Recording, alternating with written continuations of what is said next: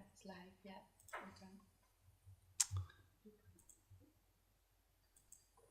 Okay.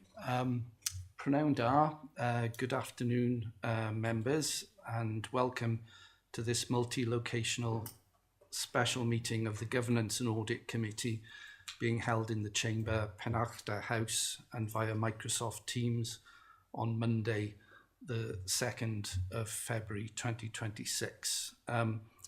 Just before I go into the rest of my opening blurb, I just wanted to formally thank everybody for your kind words and appreciation regarding the death of our little grandson, Gwilym, on Christmas Eve. And I wanted to thank Kerry for standing in for me at the last committee meeting. And I'd like to thank officers for presenting the annual report to the full council on my behalf. And so, diolch yn fawr iawn.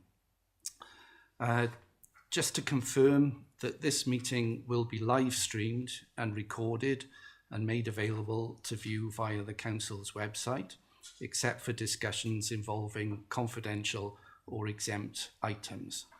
Therefore, the images, audio of those individuals present and or speaking will be publicly available to all via the recording on the council's website.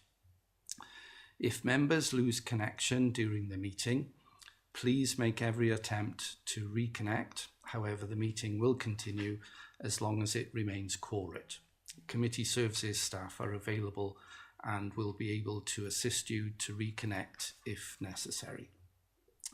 I wish to also remind everyone that the Chair has the discretion to terminate or suspend the webcast if, in their opinion, continuing to do so would prejudice the proceedings or that continued webcasting might infringe the rights of any individual.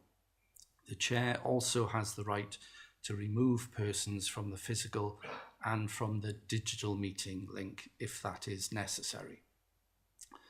Members attending remotely, please leave on your cameras but mute your microphones. Members attending physically will be picked up on the room microphones when you are called on to speak. Members and officers should only speak after the Chair has invited them to speak on an item. Today, we'll be using Microsoft Forms to vote on agenda item 3, where the voting poll will appear, and then members are asked to click on for, against, abstain, and then click on submit vote. If you have any problems accessing the voting pop-up, please indicate and your vote can be taken verbally. We'll now take a roll call of attendees. Now, I've been told behind the scenes that on some of your committees now you don't have the roll call. I'll leave that up to the committee for a future time, but just for now, I'll go through the roll call. Councillor Adams. Present, Chair. Councillor Broughton-Pettit. Present, Chair. Councillor Chacken-Dawson. Present, Chair. Councillor Elizabeth Davis. Present, Chair. Councillor Enright. Present, Chair. Councillor Gair. Gair. Present. I think I heard it. Hello and welcome to your first meeting. Diolch. Thank you. Councillor Taylor. I'm not present, Chair. Councillor Wright. Present, Chair. And then the lay members, Nigel Yates.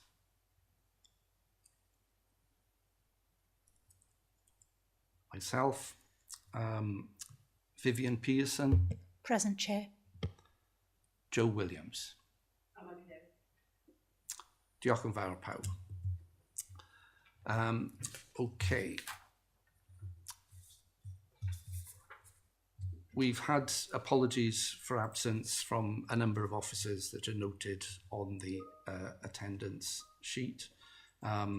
If members are aware of any other apologies, please just add them to the meeting chat. Declarations of interest. Councillors and officers are reminded of their personal responsibility to declare any personal and or prejudicial interest in respect of any item of business on this agenda in accordance with the Local Government Act 2000, the Council's Constitution and the Code of Conduct for both councillors and officers.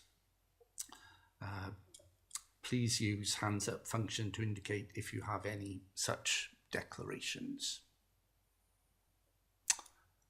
And I can't see none.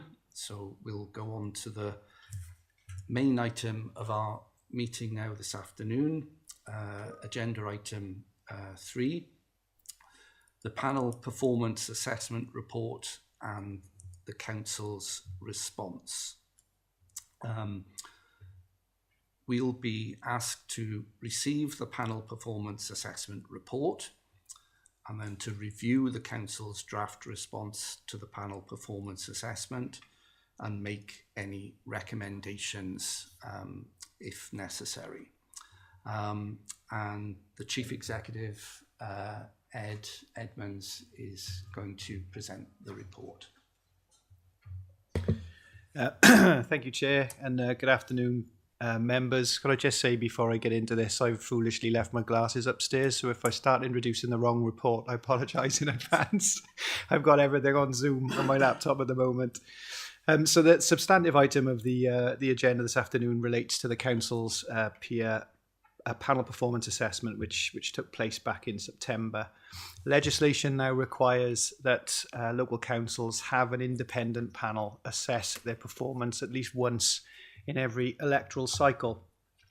We had ours between the 23rd and the 26th of September. And it's a panel of peers from across the local government sector and third sectors. In our case, we had a previous serving chief executive from Scotland. We had a serving chief executive from Pembrokeshire. We had a representative from the third sector, and we also had a local elected peer from Torvine, deputy leader across there. The peers come in and spend 4 days with us, lifting the bonnet and starting to assess whether we are meeting our performance requirements. So in a nutshell, that's, are we exercising our functions effectively? Are we using our resources economically, efficiently and effectively? And do we have effective governance in place for securing the above? So that's the kind of main focus. But the council also, or councils I should say, also have the opportunity to select one other kind of line of inquiry. And this council chose to use our approach to transformation, which was very, very current at the time. During the course of those 4 days, the peers met a huge number of people, officers, residents, businesses, elected members, etc., to really start to test out where we were and how well we are governed and are operating as an organisation. I'm going to take the time, if it's okay with you, Chair, just to read out the conclusion, because it's certainly very, very satisfying from my perspective and on behalf of the organisation. So at the end of that assessment week, the peers concluded that the council is effectively fulfilling its functions despite the challenging environment facing local government across Wales and the UK, marked by rising demand and significant funding gaps. Council leadership demonstrates a clear grasp of the scale of these challenges and since 2023 has been driving a substantial transformation programme.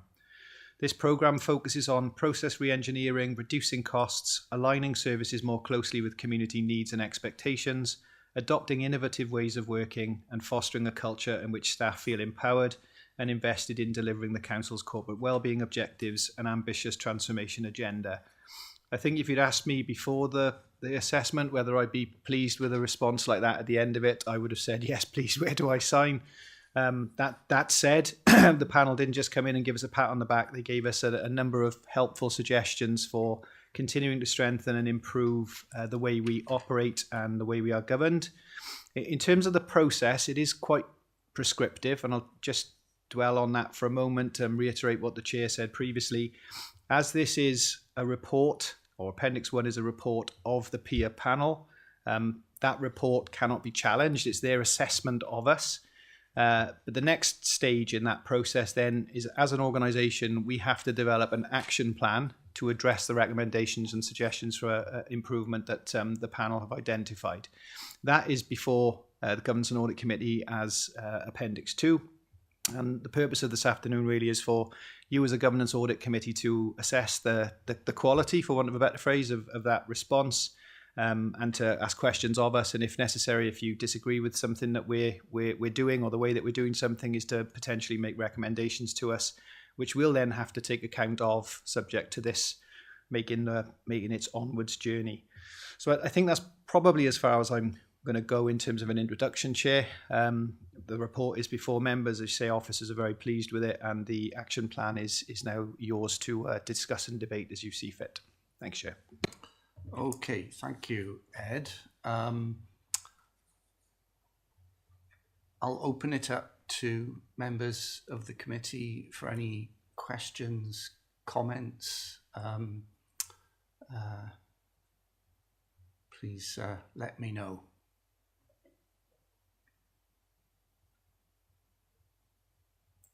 Okay. I was just going to say, while people are still thinking, I was going to ask a question, but Viv, carry on. Go on. Thank you, Chair. Thanks, Ed. I have to say that having a good outcome is really, really good and very good in the circumstances where you've only been in post for 1 year. I think from my perspective, in terms of the action plan, I'd like to see things a little bit more specific, a little bit smarter. They're nice to do headlines, but actually how are we going to know, either as a citizen or as a member of the committee, what the component parts of those are? In saying that, this may be the format you've been asked to complete without giving an awful lot of information. But I think from a perspective of assuring the audit and governance processes here, it would be good for this committee to be able to see a more significant piece of work from that action plan. Yeah. Thanks, Chair. In terms of furthering the spirit of our earlier engagement, I just wonder whether, as this action plan is currently in its kind of formal development stage, rather than us reiterating and starting to add additional detail in at this point, that perhaps we continue to provide updates to the Governance and Audit Committee as we make our way through this, with some specific actions underpinning each of the proposed approaches. I think that would be a very good idea from our perspective. I'd also like to see it linked to the risk management plan and risk management register. Noted. Thanks, Viv. Yes, Joe. Thank you, Chair. Yes, I'm kind of going to comment along the same vein, really, I think, Ed, because there are a lot of actions here, of course, which is fine.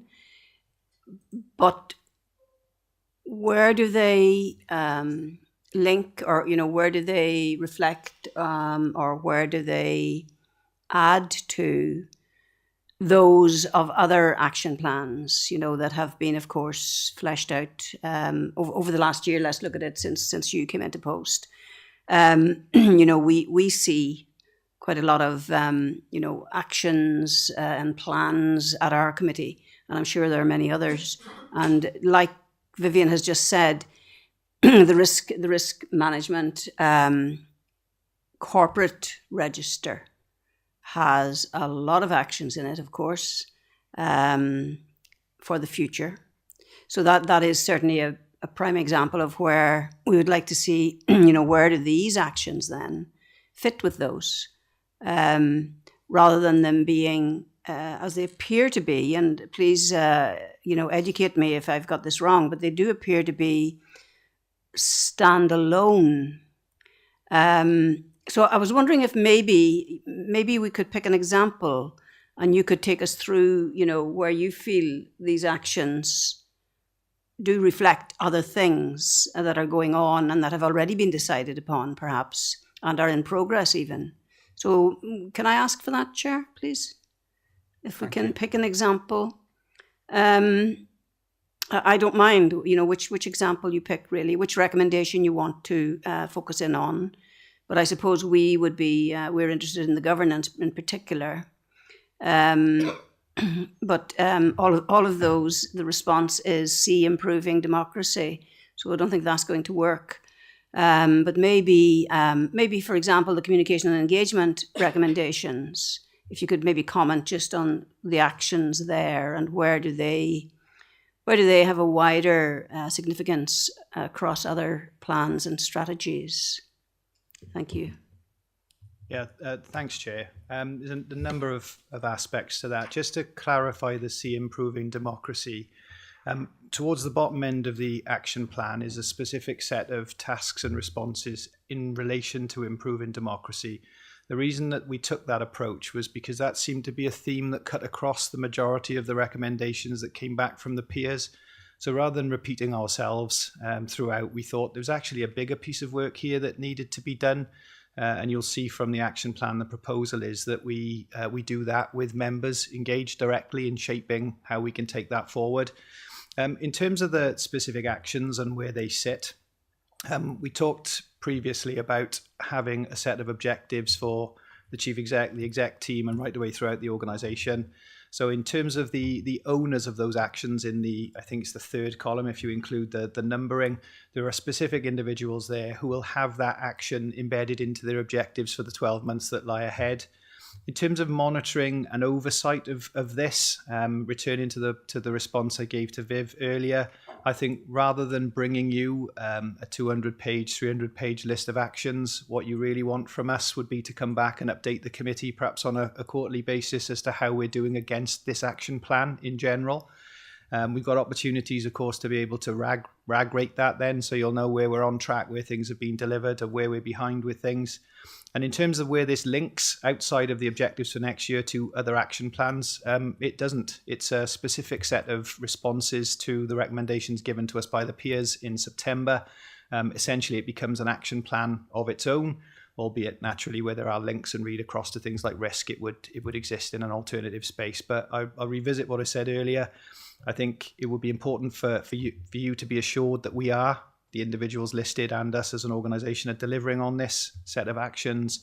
On that basis, perhaps coming back and updating you on a quarterly basis with a RAG rated assessment would probably be my proposal in the best interest of everyone.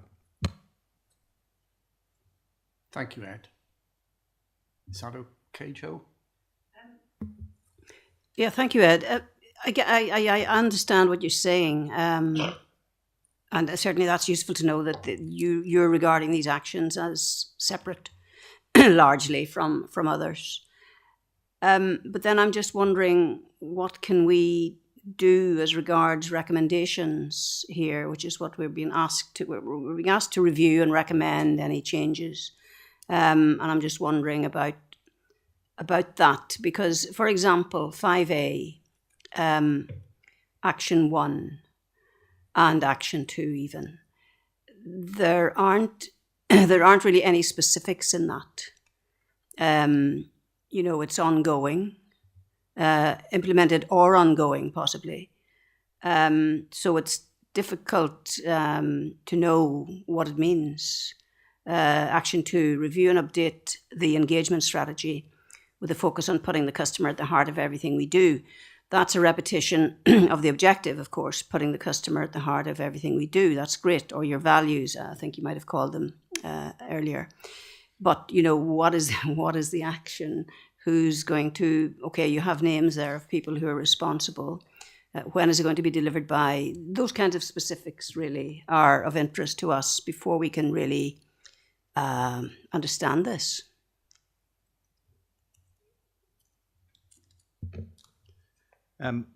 Okay, I mean, it's an interesting perspective, and I would take the action there that we would review and update the engagement strategy, and that there are specifics. Perhaps, is it the fact you need a timeline as to when we're going to have done that? Is that the point you're making, Joe? That's one of the points, but the other point would be that we don't know what the engagement strategy is. I haven't seen it. It hasn't come to this committee in any way. What is it? It wouldn't have come to this committee, but No. There is an engagement strategy that's on the council's website that does support how we consult and engage with the public on an ongoing basis. I can circulate that to the committee outside of the meeting if useful. that would then be refreshed as a result of the requirements and the findings of the peers to enhance and strengthen the consultation and engagement strategy that we have.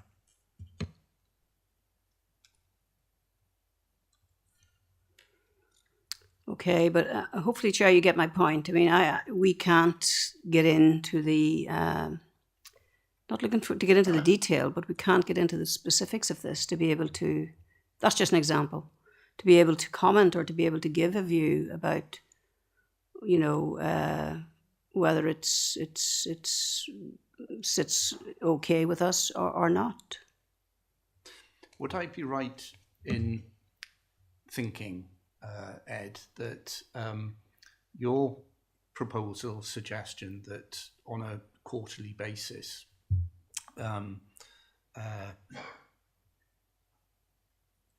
a report comes back to the committee, and in my head what that's going to be saying is that on each of these actions there could actually be, this is done, and you might have a bit of narrative to say what you had done to deliver that, and so that would be a big tick. Others that are ongoing, you'd have perhaps narrative that say, oh, this has been done as a way of moving towards achieving that objective. Would that be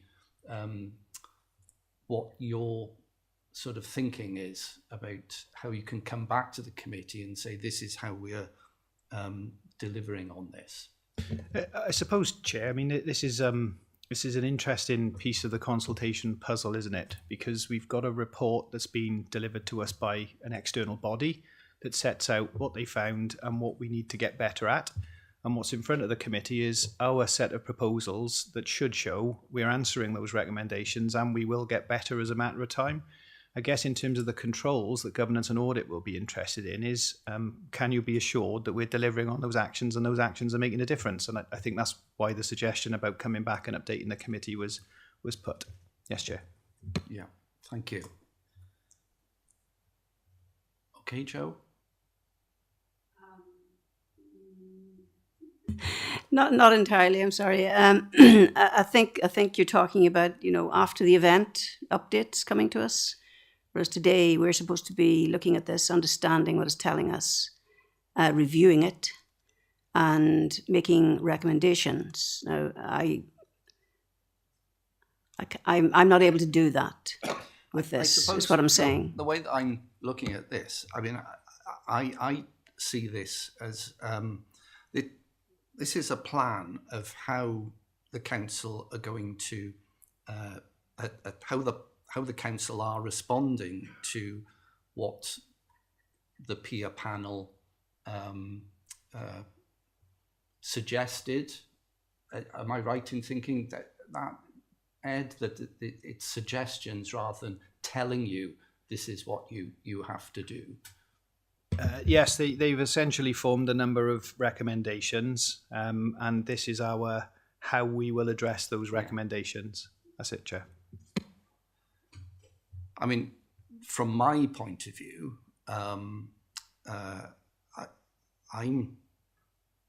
content with the actions that are put to you, as long as we've got that reporting mechanism, if you like, to show that things have been done, or if they haven't been done, why they haven't been done, and what mitigation there is, if you like, to justify why that hasn't happened, or I mean, circumstances change, don't they? Anyway. Yeah. Yeah, thank you for that. Yes, I understand where you're coming from as well. But one of the questions I actually was going to ask is, where else does this go after our consideration of it today? What other forums does it go to, please? It goes on to the council's cabinet and then is discussed by full council. So all 69 elected members will receive this and the action plan. And will they also receive, you know, who else, if it's going to be coming back to us, maybe it's for us to be assured that these actions are being completed, who else is doing that? Or is there a plan for that, those reports, those updates going to the Cabinet or the Council Forum or any other committee? Thank you, Chair, and thank you, Member. Just to assist Ed, this is very much tied to the self-assessment process, the annual self-assessment process, which you do see on an annual basis as Governance and Audit Committee. This is a kind of once in a 5-year special occurrence where we've had this external panel to come in and give us these improvements that can help us move forward. So as Ed said, we can provide regular reports back to Governance and Audit Committee on the progress against this. Might be pertinent for us to include them within things like our organisational performance assessment, so you don't get a duplication of too many reports coming forward to you. But certainly we would tie this into our self-assessment process, and that is one of your key roles, to look at the council self-assessment process, and then we present that report back to Cabinet once you've had a chance to comment on it, etc. So it's a similar process that we're going through here with the panel performance assessment, but it will be tied into all those regular annual reporting cycles that you see as Governance and Audit Committee. I hope that helps. Thank you. Yes, that does help to paint the picture, if you like, of what's going to happen. And so these actions, again, coming back to my initial question, actually, and you did say, Ed, that these are standalone actions. They don't link to anything else. But from what your colleague has just said, perhaps they do to some extent, and perhaps they will be, if they're going to appear in the self-assessment reporting on a whatever it is, you know, a yearly basis or a 6-monthly basis or whatever, these are going to be added into that reporting document, are they? Or might they be merged with other actions that are already in there? Perhaps you could just clarify that for me, because I think what you've said there is helpful. Yes, it is. And it's the bigger picture of what we are engaged in, yes, as a committee. So it is helpful. But I'd just like to know about these particular actions then, how are they going to be reflected in that self-assessment process and reporting back to us? If you could just elaborate a bit on that, I'd be content. Thank you. Sure. For want of a better phrase, members, how do you want to receive them? I mean, ultimately, these reporting frameworks are a lens on a set of actions and progress that we're making against them. If you'd like it all wrapped up in a self-assessment once a year, that's fine. If you'd like us to provide you updates on a quarterly basis, equally fine. It's essentially a set of actions that we will implement and you can keep assured over by having regular checks as and when you see fit. Thank you. We're making progress, I think. Chair, you'll be glad to hear. I think what would be useful is that when we have our next self-assessment report, which will be, perhaps you can clarify, when's that going to be? Autumn? Is it about autumn? We'll have another one for the year of 24-25, is it? It'll be October or the autumn this year for 25-26. For 25-26? 24-25, surely. 25-26. Okay. We're going into 26-27. Sorry, yes. I'm sorry, I got my dates wrong. Right. So when that comes to us, can I suggest then we have an update on this that you're offering as an appendix? That would be helpful, I think, Chair. Okay. Is that doable? It's more than doable. It's a lens, isn't it, on a set of actions and how we're progressing. If you're content to wait until the autumn, that's fine. I think what I offered earlier on was to come back and update you in a quarter. What do others want? I mean, I would be content with that. I think you'd probably need an amount of time to progress such a large number of actions here. Some of them are quite complex. I think just to put on record as well, Chair, quite a number of the actions here are to be delivered by the end of March 2026 is an awful lot. We haven't sat still since September. A lot of this stuff is in train. Again, I'll propose that option. If you'd like an update in a quarter's time, we're very happy. If you'd like to wait till the autumn, I'm probably even more happy. I would be happy with getting something soon Okay. on a quarterly basis.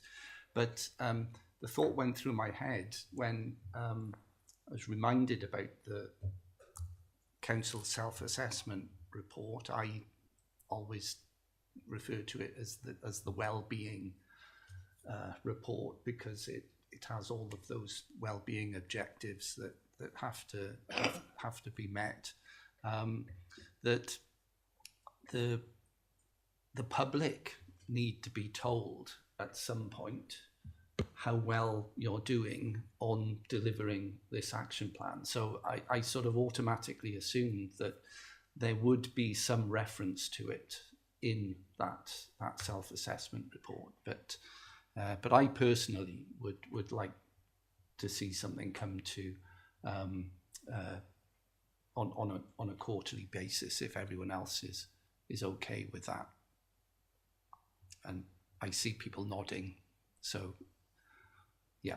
Chair, can I just come in there for a second? Yeah, I was aware you wanted to say something, Gary. It's on this, but my question was on something else. Sorry, Yeah. Mark. Oh, okay. Are we content with where we are with that? What we've just talked about? Yes. Quarterly updates. Yeah. Okay. Gary. Yeah. Yeah, it was on that point. I just briefly wanted to come in. Yeah, I agree. Quarterly reports would be useful, but also if we can just keep in mind that our agenda is generally massive with the papers and documents that come through. So I wouldn't want this important report just be an add-on in light of not having much time to discuss it. So I think it needs to be on balance with what's been reported. But quarterly reports would definitely be useful for me. Yeah. If I could just come back to you on that, Gary. Forgive me, but I can't remember whether you were able to attend our workshop briefing that we did on the 16th of October. And we spent quite a bit of time discussing meeting length, everything that's on the agenda. And we came to an agreement that, we may need to slot more meetings in over the yearly cycle to deal with our existing workload, let alone anything else that we need to do. That hasn't been completely finalised yet, but it is something that I hope would deal with this issue. Okay. Yeah, brilliant. Thanks, mate. Did you want to ask anything else? Yeah. Well, if you're moving on, I wanted to ask some clarity on the actual report, on the bullet points, if we're at that point. Yeah, go ahead. Yeah, great stuff. Not sure how difficult this may be, but let's give it a stab. 5.10, 8th bullet point. It's just what's written here that's causing me a little bit of concern, to be fair. Financial discipline has improved since the appointment of the new 151 officer, which is great. That's not my concern. But what is the inference that there were concerns prior. So I think I'm just looking for clarity. A, have I missed something? B, what were their concerns to put forward that the financial discipline has improved? Some clarity around that, please. I've got others as well, Mark. Yeah, okay. That's a good question, Gary. I'm not sure who... Ed? Just for reassurance, Councillor Enright, there were no concerns shared previously, but what the panel did pick up on was the enhanced monitoring and evaluation that had been brought into bear in recent months. So this is about strengthening an already reasonably positive position rather than suggesting what has gone before was anything short of that. Hopefully that reaffirms your view of the world that Steve Harris used to oversee. Yeah, no, absolutely, Ed. I read that and I thought, oh, hang on, perhaps I've slept and missed something. But no, that's brilliant. Thanks, mate. Second one, if I can, page 6, recommendation 2, third bullet point, make broader decisions at pace. Now that for me is beyond woolly. Can somebody try and explain what that's about? Is it something along the lines of what you said earlier, Ed, about having to go through 17 signatories to get something done? Is that what that is making reference to? But that's beyond woolly. No, Sorry. Councillor Enright, I shared that with you in private. It's too late. It's out there now. No, you're absolutely spot on. It's about, I think the peers recognise the changes to the governance arrangements that the transformation programme had brought about, particularly referencing when you're trying to make tens of millions of pounds worth of savings, being able to do that safely, but in a more efficient manner in terms of the decision-making processes was something that they were very supportive of. You'll appreciate in your role as an elected member that sometimes decisions can take an awful long time to get delivered. This was really about them recognising that if we were going to be successful in our approaches to transformation, we needed to revise the decision-making arrangements. That's not to detract from the existing constitution and governance, just to help us navigate it more swiftly. And in essence, that's been happening for the last 18 months using existing scrutiny, cabinet and council arrangements. But it was just a nod to the need to speed things up, really. Okay, thanks, Ed. Last one, Chair, if I may. Recommendation 5, page 7, third bullet point. And this got me a little bit switchy, as you would imagine. Encourage councillors to be local champions within their communities. What's that about, please? Well, this is going to have to be an exercise in diplomacy, isn't it? Because bear in mind, we're all from various political standings. Absolutely. I'm not saying I am one to chomp on the bit in regards to the way Philly goes sometimes, but we've got to have everything on balance. Not at all. This was specifically to do with the outward communication and engagement attached to the transformation programme. So I think we recognise that whilst we've covered quite a number of miles internally in terms of enhancing the engagement with the transformation programme, we probably still had a bit of work to do externally, and that actually you as 69 individual elected members, if you were very well versed in what the transformation programme was about, the difference it was making and the impact it should be having, that you could champion those messages for us across the community. I think the peers, in talking to some of the elected members as part of the assessment, felt that more could be done in that space. But that's not an assessment of what you're not doing. It's more a kind of suggestion that we should engage you a little bit more so you could send the message onwards on our behalf, really. Okay, that explains that. It's a shame that's not in that bullet point. But there we go.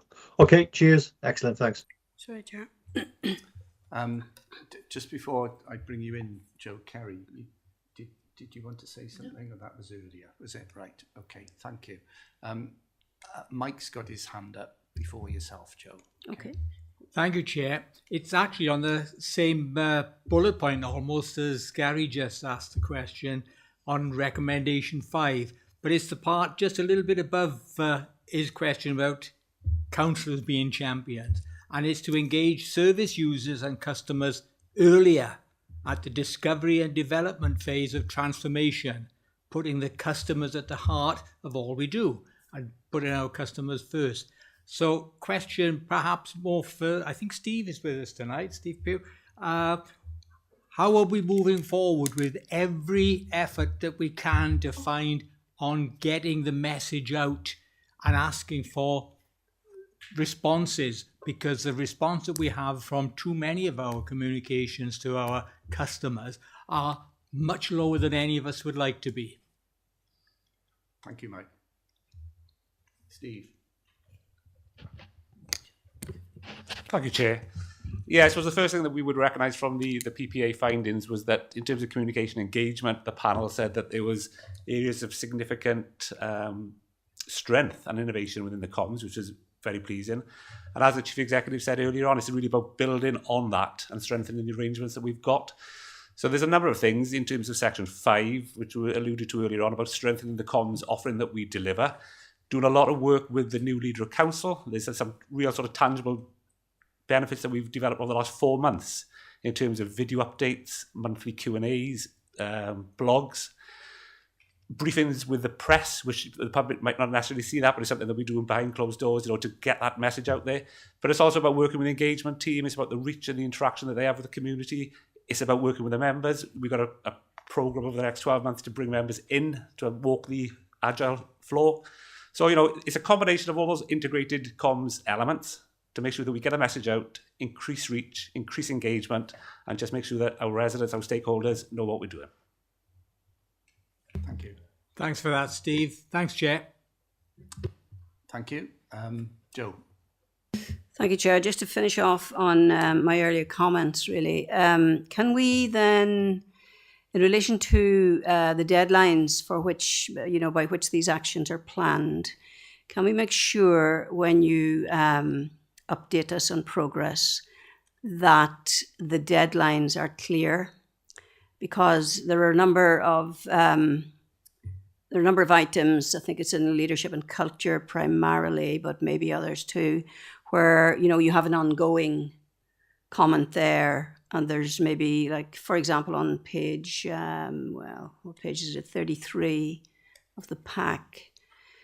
All of the actions under the development of place are ongoing, So can we make sure that those have the deadlines or have, maybe just a time range would be useful, as is the case with many of the other actions. Can we just make sure that is in place, please, when you come to update us at the quarterly point? That's a recommendation, if you like, Chair, from me, that happens.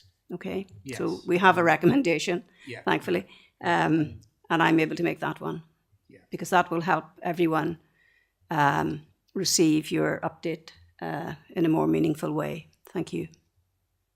I can do that where it's possible, Chair, but clearly there are actions here that deliberately are intended to be ongoing. I'm assuming if we take page 35, action 2, that to continue to track savings through a savings tracker and provide quarterly updates to scrutiny and cabinet wouldn't be something that you want an end date on, that you would like to see that coming on a quarterly basis. So I will certainly make that those adjustments where it's possible to do so. But I think there also needs to be an acceptance that in some cases we're saying we're putting something in place so that it helps the organisation on an ongoing basis moving forwards. Thanks. Okay, thank you, Ed. Does anyone else have any questions or comments? Mike?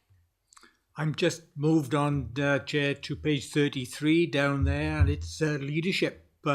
So, Ed, on 1D, we have Action 1, continue to work with Cardiff Capital Region to market the investment opportunities in the county borough through events such as MIPIM and UK RIFE. Anything on that?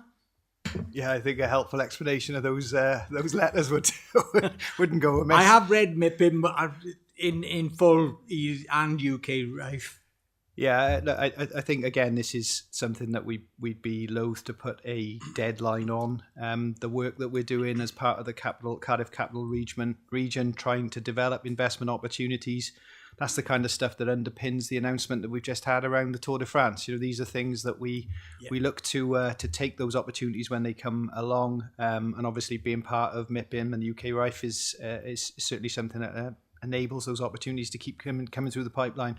So what I will do before we take this as a final draft through council, I'll make sure all of those acronyms are in full and explained in a little bit more detail than they are currently. But yeah, thank you, Mike. Yeah, and then on Action 4, below that, it is continue to work with our communities and support them to take on surplus assets. Now, I know we've got something coming up in the next few days on that one, and we want to see our communities getting involved in places that we know are good and safe for them to do lots of different things. Mark? Thank you, Chair. Thanks, Councillor Adams.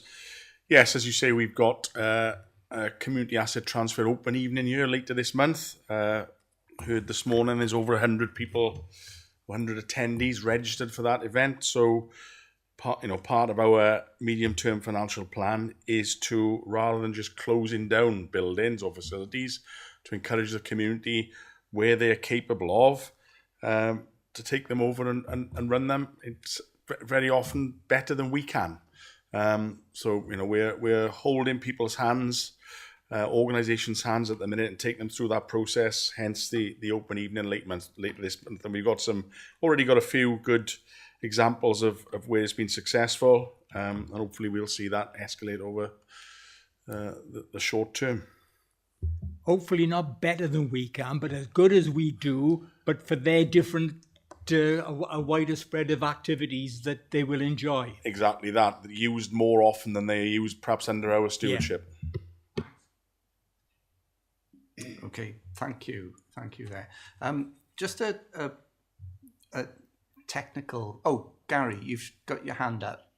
Yeah, only a brief one, Chair. Just to be a little bit pedantic, can somebody just go through the latter part of the report and just make sure that the completion dates are correct? Because I've just come across 2D following Mike's direction on page, and reference to the AI project has got a completion date of, well, August to September 20. It's a bit confusing. August to September 26. But then in the response, it says improving outcomes for 6 years. So I'm assuming the completion date would be ongoing. As you've just rightly highlighted, Ed, some projects would be ongoing. Some would have a completion date. I'm just wondering whether it's a little exercise to go through just to make sure that the dates are on point. Thanks.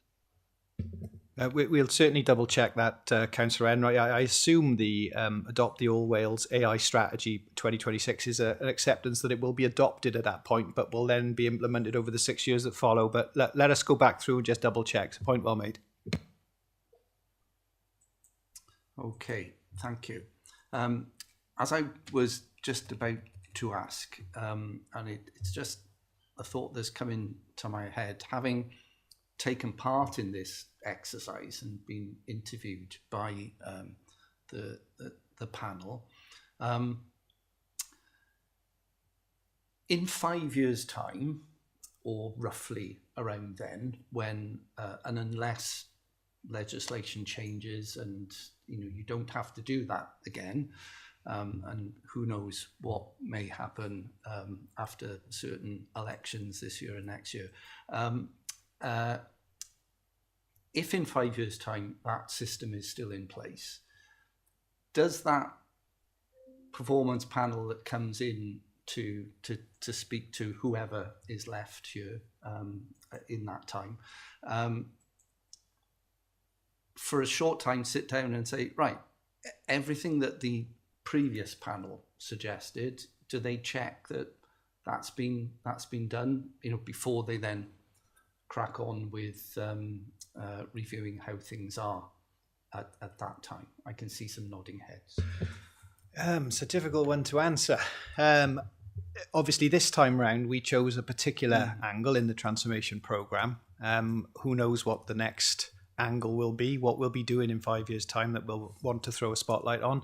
What will be consistent, I suspect, if the legislation doesn't change, will be whether we're meeting our performance requirements or not.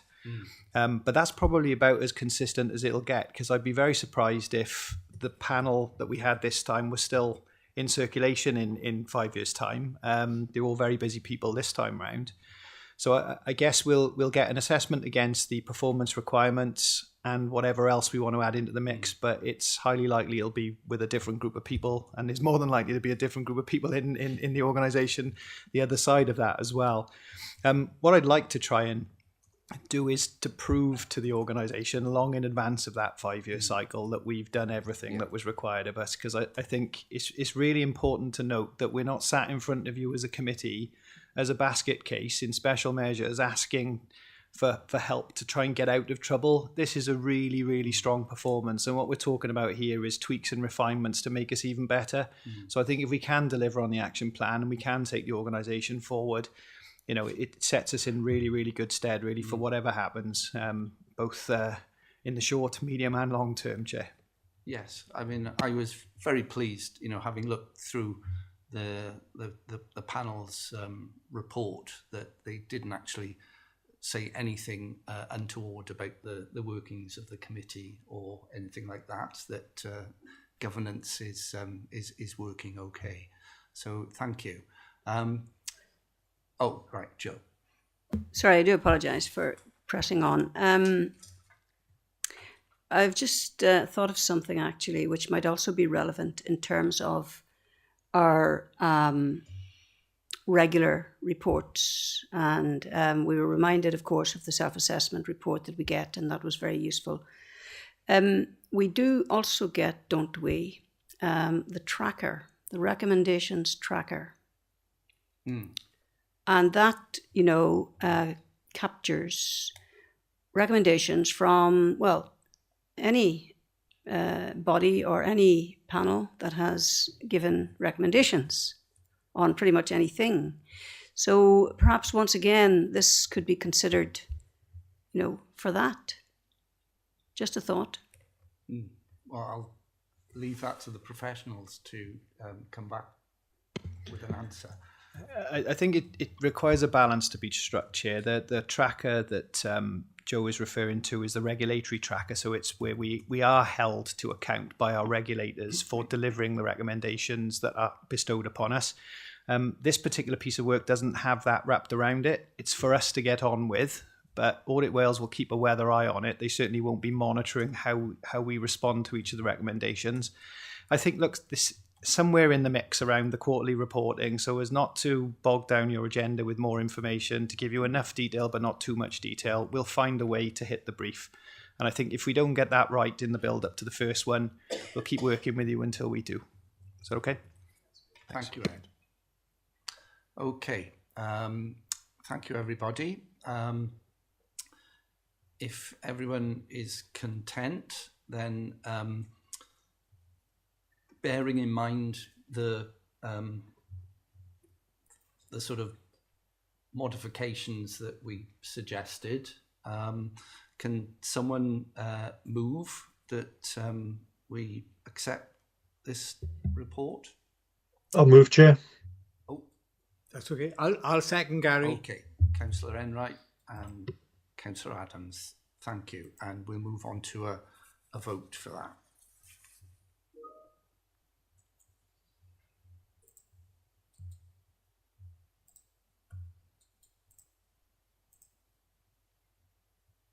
Okay, thank you all. That's been carried unanimously.